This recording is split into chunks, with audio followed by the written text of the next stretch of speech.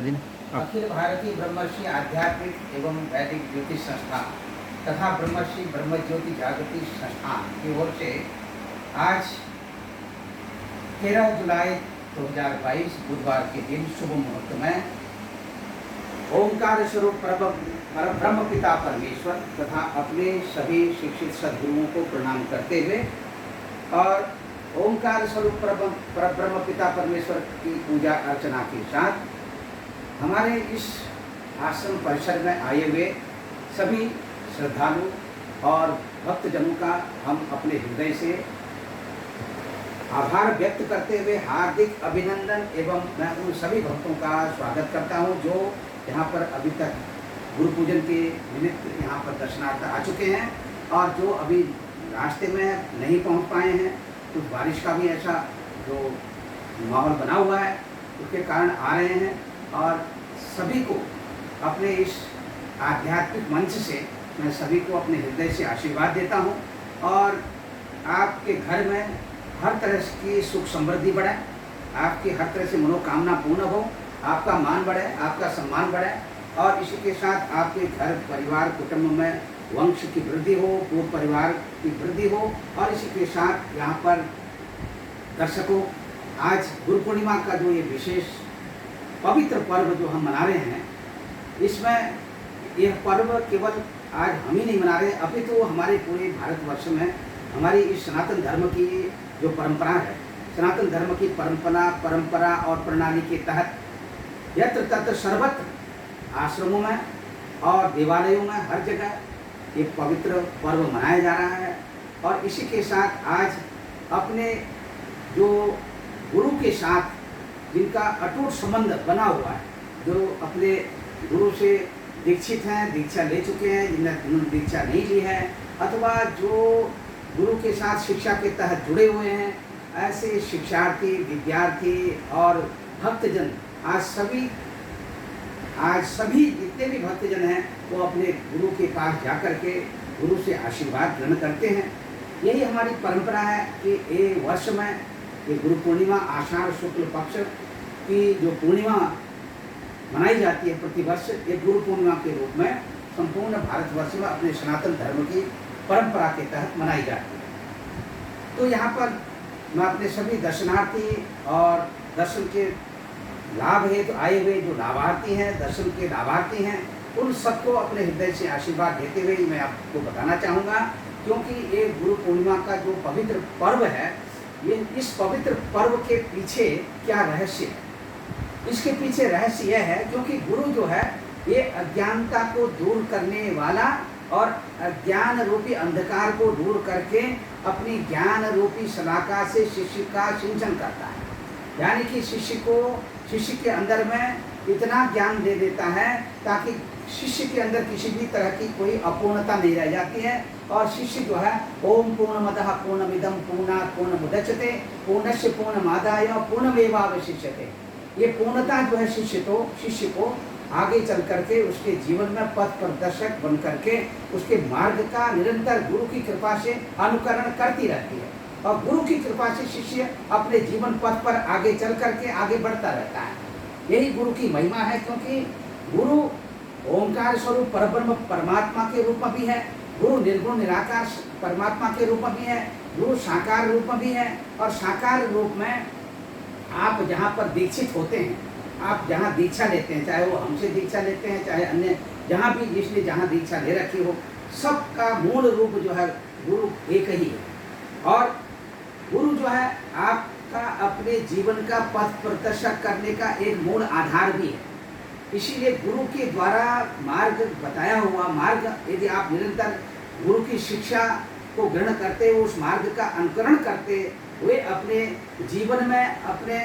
पथ प्रदर्शक के रूप में यदि आप वो आचरण करते हैं, वो व्यवहार करते हैं, तो निश्चित तौर पर आपको अपने परब्रह्म पिता स्वरूप गुरु की कृपा आपके ऊपर बरसती है, आपकी समस्त मनोकामनाएं पूर्ण होती हैं और किसी भी तरह से कहीं पर भी आपको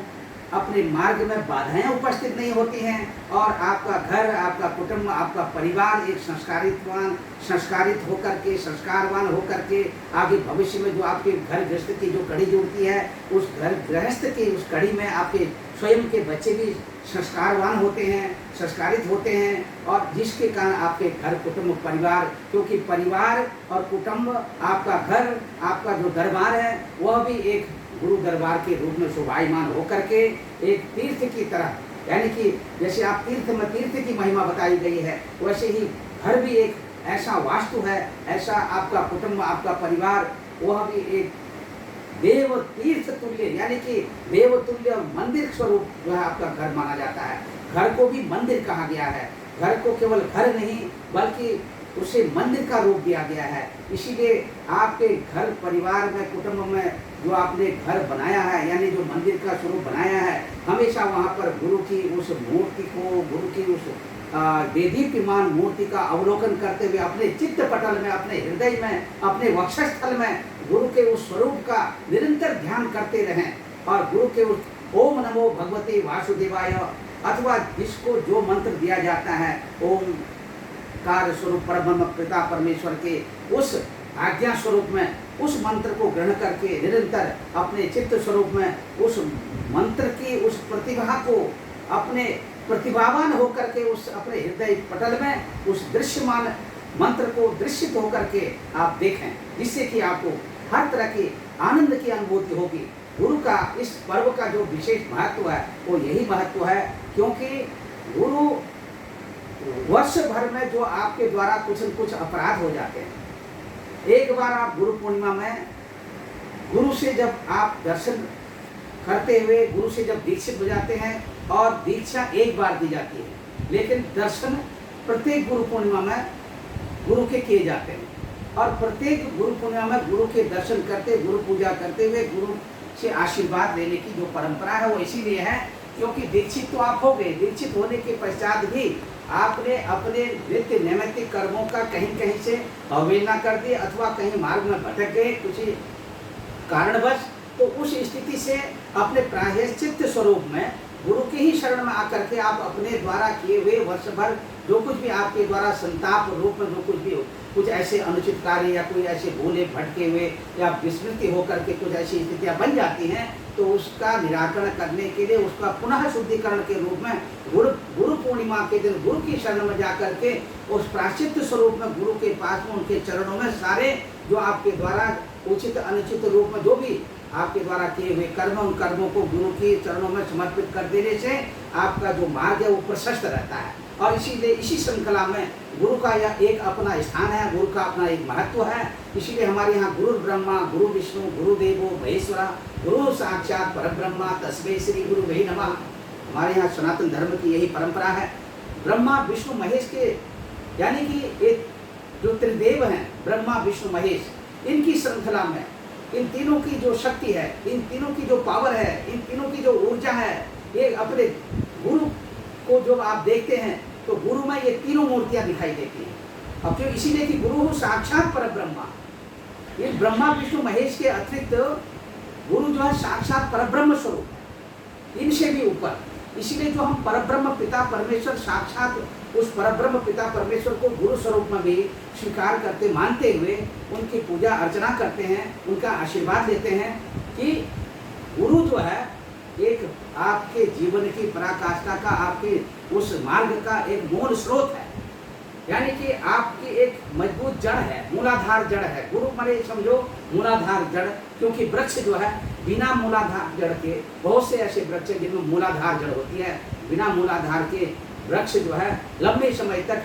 टिकाऊ नहीं हो सकते हैं। इसी तरह से शिष्य भी बिना गुरु के द्वारा आशीर्वाद ग्रहण किए हुए, बिना गुरु के द्वारा आशीर्वाद, गुरु से बिना आशीर्वाद दिए हुए, और शिष्य अपने मार्ग में आसानी से चल नहीं सकता, उस अपनी नैया को पार नहीं लगा सकता जब तक कि गुरु की उसके ऊपर कृपा न बरसे, जब तक गुरु का उसके ऊपर हाथ न हो। इसीलिए गुरु का हाथ हमेशा बना रहे।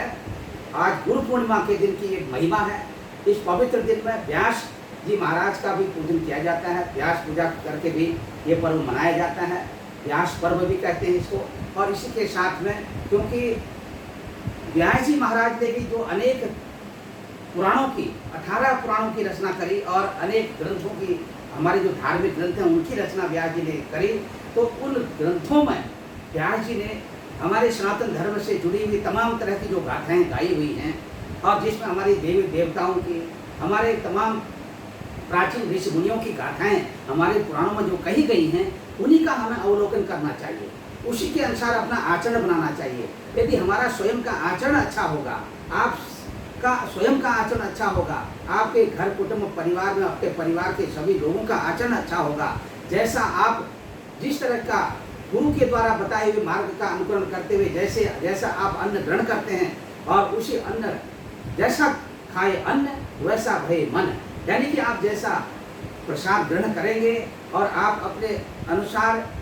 क्योंकि गुरु के लिए कहा गया है कि गुरु को आप अनंत कोटि ब्रह्मांड तक जो है कहीं गुरु की परख तो नहीं कर सकते हैं, लेकिन अपने चित्त में बैठा करके गुरु का दर्शन अवश्य कर सकते हैं। इसलिए गुरु वह एक इस पवित्र त्योहार का एक पवित्र बंधन के तहत पवित्र कड़ी है जो आपको अपने मार्ग की ओर ले जाते हुए प्रशस्त करती है। और इसी के साथ यहाँ पर भी हम नित्य आषाढ़ शुक्ल पक्ष की इस पूर्णिमा में जो गुरु पूजन का एक महात्मा, गुरु पूजन का एक पवित्र